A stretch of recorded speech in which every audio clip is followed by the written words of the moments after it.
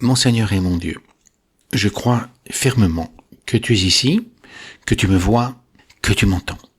Je t'adore avec profonde révérence. Je te demande le pardon de mes fautes et la grâce de bien profiter de ces 10 minutes de prière que je voudrais faire avec toute la famille de Jésus. Marie, ma mère immaculée, Saint Joseph et mon ange gardien, intercédez pour moi. De fait, nous allons célébrer ce dimanche la fête de la Sainte Famille, qui sera aussi le dernier jour de cette année. Le Christ a voulu vivre 30 années sur cette terre au sein d'une famille. Et dans les évangiles, on rencontre cette famille à Nazareth, à Bethléem, en Égypte, au temple de Jérusalem. Après la naissance de Jésus, ses parents amenèrent Jésus de Bethléem à Jérusalem pour le consacrer au Seigneur selon le précepte de la loi. Tout premier-né du sexe masculin doit être consacré au Seigneur. Et il faut offrir aussi un sacrifice selon les dispositions de la loi, une paire de tourterelles ou 2 jeunes pigeons.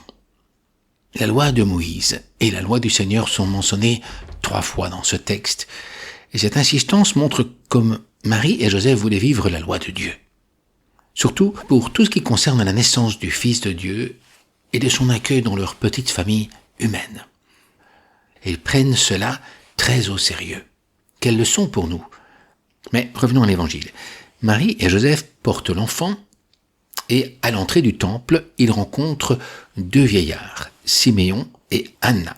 Tous 2 prophètes méconnus, mais qui avaient la mission d'attendre de voir de leurs propres yeux la présence du Messie attendu depuis tant de siècles. Il faut savoir que cela faisait 4 siècles qu'Israël n'avait plus connu de prophète. Et en voici 3 qui se manifestent. 2 vieillards, Simon et Anna, et le 3e, me diras-tu qui est-ce? Eh bien, c'est Jean, le tout petit jeune bébé cousin de Jésus, qui sera le dernier prophète avant l'ère de la rédemption de l'humanité. Une ère que ces 3 prophètes vont annoncer, qui commence avec la venue de Jésus, justement. Marie et Joseph sont les premiers à entendre et méditer ces prophéties. Quelle joie de voir que Dieu vient enfin, après tant de siècles d'attente. Quelle joie de savoir que, comme Dieu vient lui-même en personne, la victoire sur le mal, la souffrance, le démon et la mort est assurée. Elle est certaine. Dieu nous aime et Dieu nous prend en compassion. Poussé par l'esprit, Siméon s'était rendu au temple. Et lorsque les parents y amenèrent l'enfant Jésus pour lui faire accomplir le précepte de la loi, Siméon prend l'enfant dans ses bras et commence à louer Dieu en disant « Mes yeux ont vu le salut que tu as préparé pour toutes les nations, une lumière qui brille, une lumière pour ton peuple Israël. » Et Joseph et Marie sont étonnés de ce qu'on disait de lui. Alors Siméon prononça une bénédiction sur eux et il dit à Marie « Voici que cet enfant est destiné à la chute et à la résurrection de beaucoup en Israël. Il sera un signe pour que soit révélée la disposition de beaucoup de cœurs. Et ton âme sera transpercée par le glaive. » Waouh, affreux! Marie savait que cela ne serait pas si facile. Elle avait déjà vu cela dans l'Ancien Testament.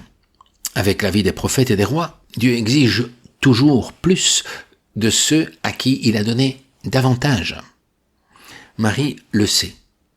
Mais cette prédiction à moitié cachée sur la passion douloureuse de Jésus et la souffrance brûlante associée chez Marie, qui viendra dans le futur, eh bien ne voile pas l'émerveillement et la joie de Marie et de Joseph. De fait, Luc n'ajoute rien, mais ça signifie aussi que Jésus vient partager nos souffrances pour les sublimer.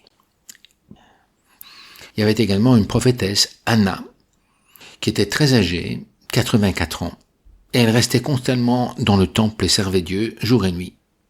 Elle s'approche, elle remercie Dieu, et elle parle de l'enfant à tous ceux qui attendaient la délivrance là-bas de Jérusalem, à tous ceux qu'elle rencontre là, sur le parvis du temple. Et puis, Marie et Joseph, une fois qu'ils ont terminé cela, ils vont revenir finalement en Galilée, dans leur ville de Nazareth. Et là, l'enfant, nous dit le texte, grandissait et se fortifiait. Il était rempli de sagesse et la grâce de Dieu reposait sur lui. En janvier 1964, le pape Saint Paul VI est allé en Terre Sainte pour faire un pèlerinage. Et le 5 janvier, il a prononcé une homélie à Nazareth même. Et là, il a dit des paroles très très belles. Nazareth, c'est l'école où l'on commence à comprendre la vie de Jésus. École de l'Évangile. Là, on apprend à regarder, à écouter, à méditer, à pénétrer la signification si profonde et si mystérieuse de cette vie simple, humble, de cette manifestation magnifique du Fils de Dieu.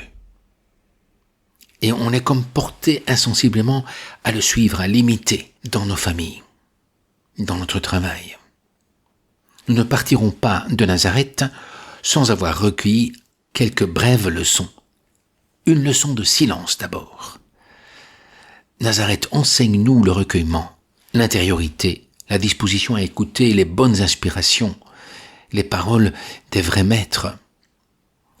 Enseigne-nous l'étude, la méditation, la vie intérieure personnelle, la prière et le dialogue avec Dieu qui seul voit dans le secret. Apprends-nous ensuite la vie familiale, sa communion d'amour, son austère et simple beauté, son caractère sacré et inviolable. Remercions-nous les uns les autres, dans la famille, nos parents en premier lieu. Dans la famille, on reçoit beaucoup de cette douceur irremplaçable. Apprenons à nous former. Toi et moi, nous aurions probablement aimé naître il y a 2000 ans à Nazareth et travailler avec le Christ, jouer avec lui, vivre beaucoup d'événements de la vie quotidienne avec Jésus. Mais oui, mais en réalité, Jésus, justement, se met derrière chacune des personnes.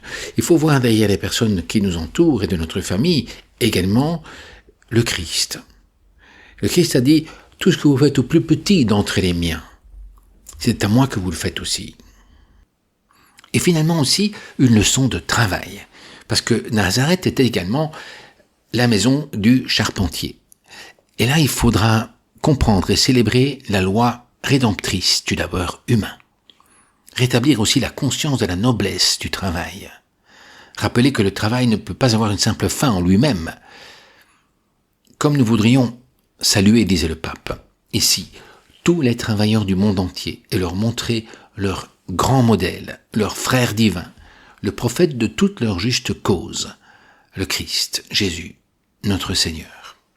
Et notre regard, on pourrait ajouter, s'étend à tout ce qui entoure Jésus pour contempler Marie et Joseph près de lui. Lui, le Fils éternel du Père, passe de son foyer éternel, sa famille éternelle composée de Dieu le Père, de lui-même, du Saint-Esprit, à sa famille terrestre, son foyer temporel, composé de Marie et de Joseph.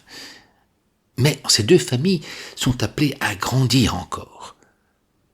Jésus est engendré éternellement de son divin Père céleste, et il est engendré temporellement de Marie, sa mère terrestre. Il a deux natures, deux familles, l'une divine, l'autre humaine.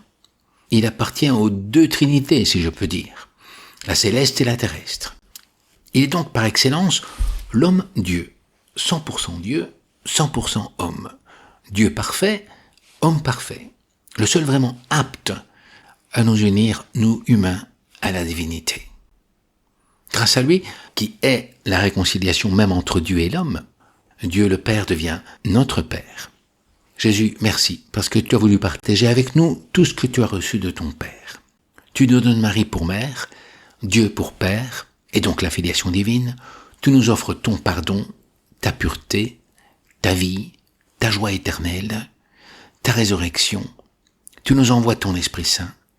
Tu partages tes connaissances et ta domination sur tout l'univers. Merci Jésus, parce que tu montres ainsi que tu veux que nous appartenions à tes deux familles, et que ces deux familles ne forment plus qu'une en haut. Mais c'est à nous aussi de rentrer dans ces familles. La Sainte Famille est une famille où les joies et les peines vont de pair. Comme il serait vraiment bénéfique pour les enfants comme pour les parents qu'ils s'engagent davantage dans la construction de la famille, avec des petits sacrifices quotidiens, plus de prières pour les autres membres, plus d'amour mutuel et de compréhension et de pardon. Nous aurons déjà alors un avant-goût du ciel sur cette terre, comme dans la maison de Nazareth. Ta famille devrait devenir une extension de Nazareth, être Nazareth 2024. Reconstruis ta famille. Quand l'amour de Dieu vient vivre parmi les hommes, il le fait d'abord dans la famille. Il nous aide à mieux vivre les joies et les peines des autres. C'est dans le cercle familial qu'on apprend la chose la plus importante. Comment être de vrais humains. Et pour nous, la famille, c'est aussi l'Église. Demandons à la Sainte Famille une plus grande compréhension et fraternité entre les chrétiens, plus d'amour envers l'Église, plus de paix avec Dieu à travers le sacrement de réconciliation. Une coutume de certains couples chrétiens est de consacrer leur foyer à la protection de la Sainte Famille. Ça me semble une très bonne idée. Je te remercie, mon Dieu, des bonnes résolutions, des actes d'amour et des inspirations que tu m'as communiquées dans ces 10 minutes de prière. Marie, ma mère immaculée, et Joseph, mon ange gardien, intercédez pour moi.